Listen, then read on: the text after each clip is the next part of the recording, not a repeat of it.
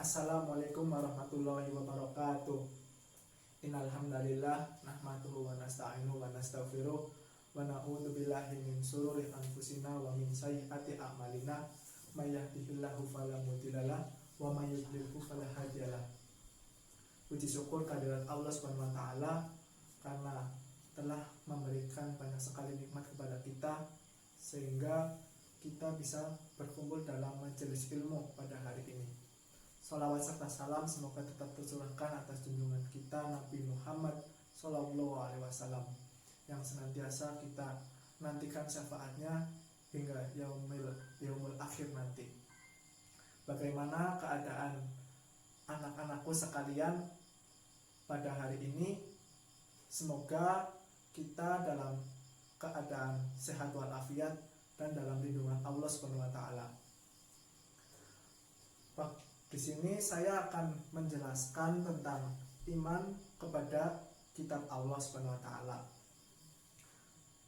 Tujuan pembelajaran pada hari ini adalah satu, setelah mengikuti pembelajaran diharapkan kalian dapat menunjukkan perilaku mencintai kitab Allah Subhanahu wa taala.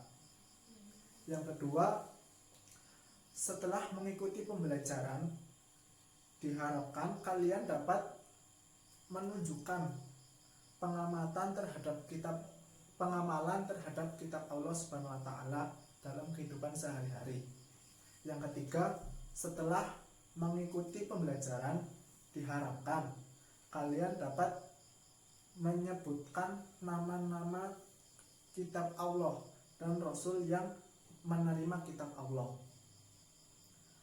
Pengertian iman kepada kitab Allah Subhanahu wa taala adalah mempercayai dan meyakini sepenuh hati bahwa Allah Subhanahu wa taala telah menurunkan kitabnya kepada para nabi dan rasul yang berisi wahyu Allah untuk disampaikan kepada seluruh umat manusia. Iman kepada kitab Allah merupakan rukun iman yang ketiga. Dalam Al-Quran disebutkan bahwa ada 4 kitab Allah, yaitu yang pertama kitab Taurat yang diturunkan kepada Nabi Musa alaihissalam. Yang kedua kitab Zabur yang diturunkan kepada Nabi Daud. Yang ketiga kitab Injil yang diturunkan kepada Nabi Isa. Dan yang keempat adalah kitab Al-Quran yang diturunkan kepada Nabi Muhammad SAW. Dari pembahasan yang tadi kita langsung ke dalam kitab Taurat.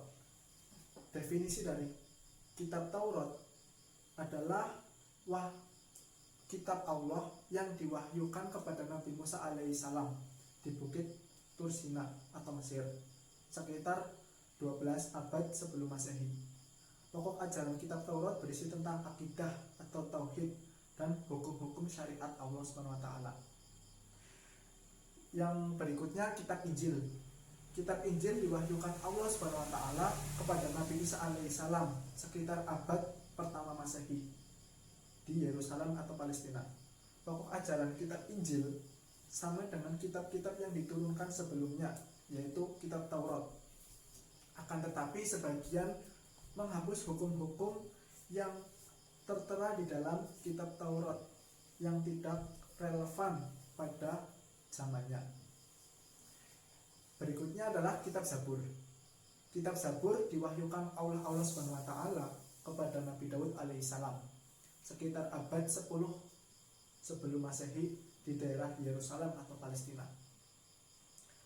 Pokok ajaran kitab Zabur adalah berisi tentang tauhid yang berupa zikir, nasihat, dan hikmah yang tidak memuat hukum-hukum syariat. Yang berikutnya adalah kitab Al-Quran. Nah, kitab Al-Quran ini diwahyukan oleh Allah Subhanahu wa taala kepada Nabi Muhammad Sallallahu Alaihi Wasallam melalui perantara malaikat Jibril yang diturunkan di 2 kota, yaitu Makkah dan Madinah di Arab Saudi. Kitab Al-Quran diturunkan sekitar abad ke-6 Masehi. Al-Quran merupakan sumber hukum bagi agama Islam yang pertama dan yang paling utama. Pokok ajaran Al-Quran adalah akidah, hukum, yang selanjutnya adalah syariat, cerita tentang orang-orang pada zaman dahulu, surga dan neraka. Hikmah beriman kepada kitab Allah yaitu satu meningkatkan keimanan kepada Allah Subhanahu wa taala yang telah mengutus para rasulnya untuk menyampaikan risalahnya. Kedua, hidup manusia menjadi tertata karena adanya hukum yang bersumber dari kitab suci. Yang ketiga, termotivasi untuk beribadah dan menjalankan kewajiban agama seperti yang tertuang dalam kitab suci. Yang keempat, terjaga ketakwaannya setelah menjalankan perintahnya dan menjauhi larangannya. Yang keenam, disayangi oleh Allah karena senantiasa memberikan arah kepada umatnya melalui kitab sucinya. Yang ketujuh, sebagai pedoman bagi manusia ketika saling berselisih pendapat. Nah, untuk lebih jelasnya terkait dengan iman, rukun iman, saya akan menyanyikan lagu yaitu Rukun Iman, tapi dari lirik lagu Tombok Ati seperti itu. Bisa diikuti ya, bareng-bareng. Rukun iman itu ada 6 perkara. Yang pertama, iman kepada Allah. Yang kedua, iman kepada malaikat. Yang ketiga, iman kepada kitab. Yang keempat, iman kepada Rasul Allah. Yang kelima, iman kepada hari kiamat. Yang keenam, iman kepada qadar dan qadar. Itu semua mari kita yakini bersama. Demikian yang dapat saya sampaikan.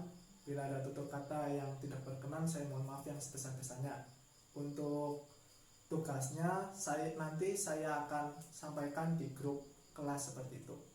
Demikian, wassalamualaikum warahmatullahi wabarakatuh.